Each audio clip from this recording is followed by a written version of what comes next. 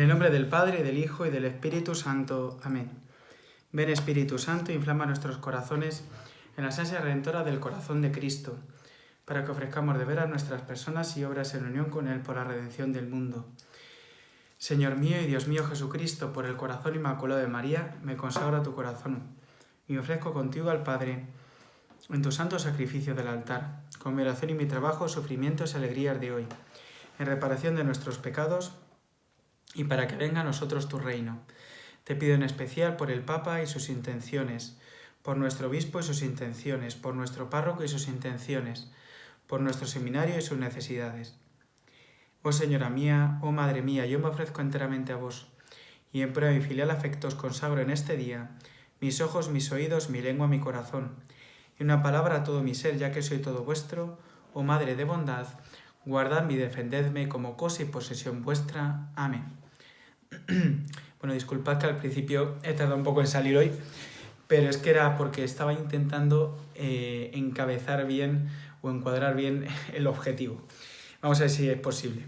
Vamos a escuchar hoy un pasaje donde vemos un ambiente bastante viciado contra el Señor, como los pasados, pero donde el Señor se va a manifestar a las claras, va a revelar su identidad claramente. A veces parece como que en el Evangelio, sobre todo esto más quizás en los sinópticos, el Señor parece como que quisiera dejar una parte de su revelación aparte, pero en San Juan vemos que el Señor habla a las claras, al igual que los sinópticos. Lo que pasa es que los sinópticos tienen una perspectiva quizás algo distinta. Vamos a escuchar el Evangelio, que es continuación del capítulo 10 de San Juan, donde el Señor se ha presentado como el buen pastor que cuida de las ovejas y que no pierde a aquellos que Dios ha puesto a su cuidado. Del Evangelio según San Juan. Los judíos trajeron otra vez piedras para apedrearle. Jesús les dijo: os he mostrado muchas obras buenas de parte del Padre. ¿Por cuál de estas obras queréis apedrearme? Le respondieron los judíos: no queremos apedrearte por ninguna obra buena, sino por una blasfemia, y porque tú, siendo hombre, te haces a ti mismo Dios. Jesús les respondió: ¿no está escrito en vuestra ley, yo he dicho, sois dioses? Si llama dioses a aquellos a quienes se dirigió la palabra de Dios, y no puede fallar la Escritura, a aquel a quien el Padre ha santificado y enviado al mundo, ¿cómo decís que blasfema por haber dicho, yo soy hijo de Dios? Si no hago las obras de mi Padre, no me creáis, pero si las hago, aunque a mí no me creáis, creed al menos por las obras. Y así sabréis y conoceréis que el Padre está en mí y yo en el Padre. Querían de nuevo prenderle, pero se les escapó de las manos. Se marchó de nuevo al otro lado del Jordán, al lugar donde Juan había estado antes bautizando, y se quedó allí. Muchos acudieron donde él y comentaban: Juan no realizó ningún signo, pero todo lo que nos dijo Juan de éste era verdad. Y muchos allí creyeron en él. Mirad, os decía, hay un ambiente muy crispado en el Evangelio, hay un ambiente como muy tenso contra el Señor. Venimos ya de unos capítulos donde ya el Señor ha tenido discusiones, ha tenido polémicas con los fariseos, con los judíos, porque no aceptaban la autoridad que Jesús reclamaba. En los días anteriores hemos visto esa referencia sobre todo a Abraham, y cómo al final el Señor les echa en cara: vosotros no sois hijos de Abraham, porque si fueseis hijos de Abraham, creeríais en mí. Entonces, la introducción es brutal, porque dice: los judíos trajeron otra vez piedras para apedrearle. Y Jesús les dijo, Jesús está hablando delante de unos judíos que tienen piedras para lanzárselas. Sin embargo, el Señor no se achanta, sino que Él viene a revelar su identidad y a revelar su misión, que Él viene de parte de Dios, porque es el Hijo amado del Padre que se ha encarnado para darnos la vida, y vida en abundancia, para darnos la vida eterna. En estos momentos yo me acuerdo mucho de esa parábola de los viñadores homicidas, de aquellos que venían unos servidores, los mataban, venían otros trabajadores y los mataban, viene el hijo de la promesa, el que iba a heredar toda la parte del Padre, y lo matan para quedarse con esa herencia. Pues es un poco como este Evangelio. ¿Cuál es la dificultad que tienen los fariseos, que tienen estos israelitas, que han cerrado sus oídos al Señor? Y es lo que estamos viendo.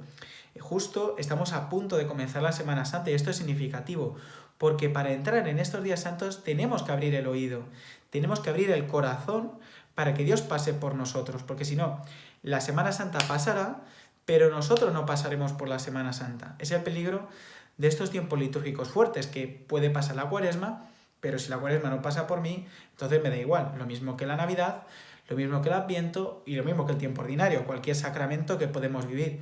Por eso, cuando la gente dice o identifica confesión con conversión, no es tan fácil, porque tú te puedes confesar, no decir la verdad al confesor y entonces la conversión no se efectúa porque no has buscado el hallar la gracia de Dios. Bueno, pues esto lo digo porque vamos a entrar en la Semana Santa y tenemos que pedirle al Señor esta apertura de corazón y esta apertura también de oído a su palabra. ¿Por cuál de estas obras queréis apedrearme?, les pregunta el Señor a los judíos que estaban con él, porque el Señor ha hecho signos.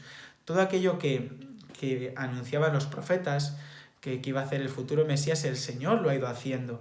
Y no solo eso, sino que ha ido diciendo que distintas lecturas del Antiguo Testamento se cumplen en él. La pasión, según San Juan, también la pasión según San Lucas, son momentos donde hay muchas citas del Antiguo Testamento, porque se nos está diciendo que todo aquello que los profetas fueron diciendo se está cumpliendo ahora en Jesucristo.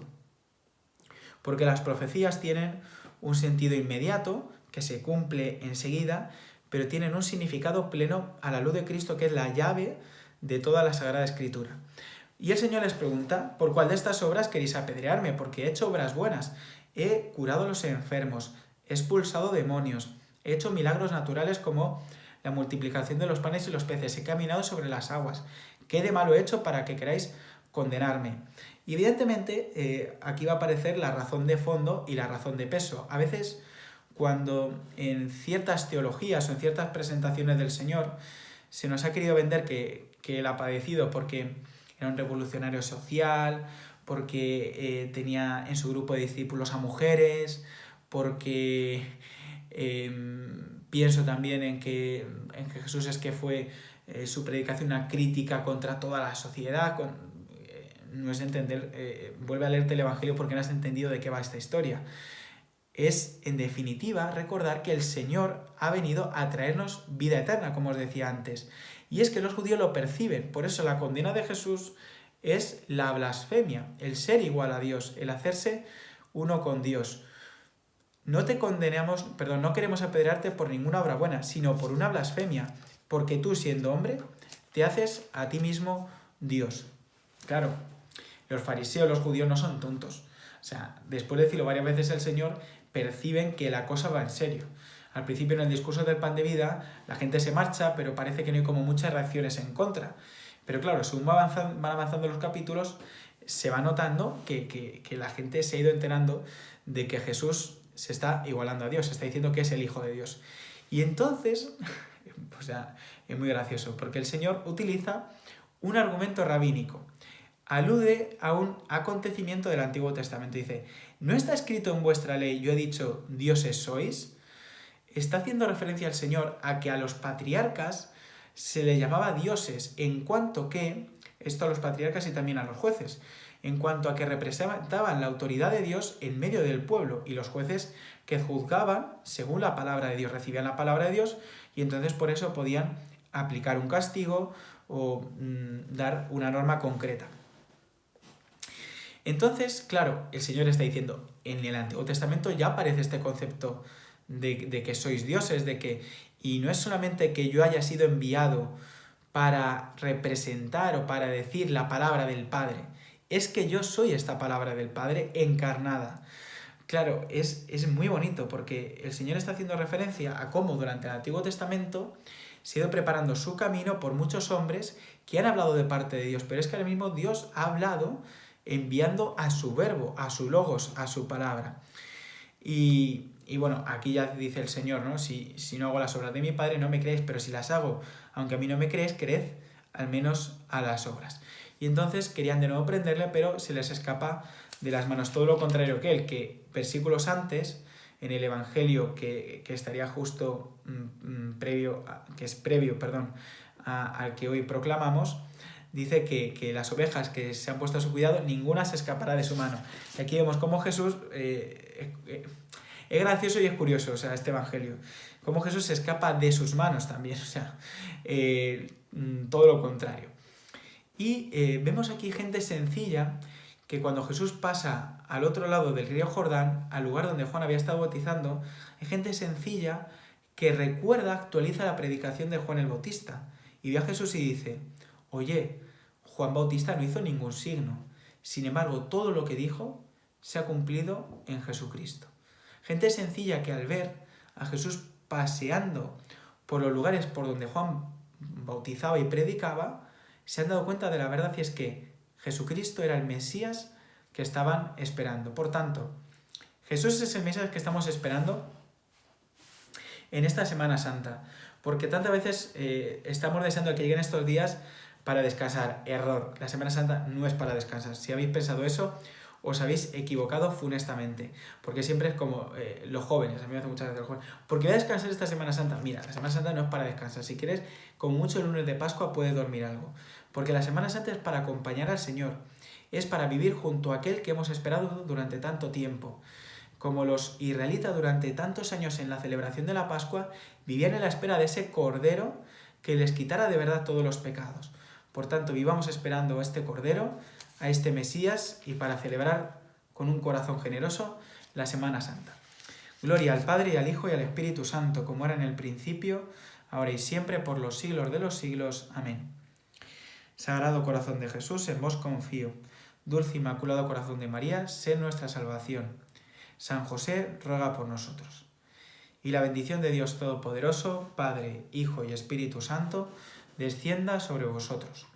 Ave María Purísima, sin pecado concebida. Y antes de despedirme, mañana, si Dios quiere, subiré el comentario para el Domingo de Ramos, donde comentaré el Evangelio del principio, que es el de la entrada de Jesús en Jerusalén. No la pasión de San Lucas, porque si no, los 20 minutos o los 12 de grabación los dedicaríamos a leer la pasión, pero ya el Viernes Santo sí que intentaré grabar y colgar la pasión según San Juan y comentarla brevemente en algún punto. Nada más, que paséis un buen Viernes de Dolores, y recuerdo, hoy es día de abstinencia, no comer carne, y siempre la recomendación del ayuno, la limosna y dedicar un tiempo de oración. ¡Ánimo!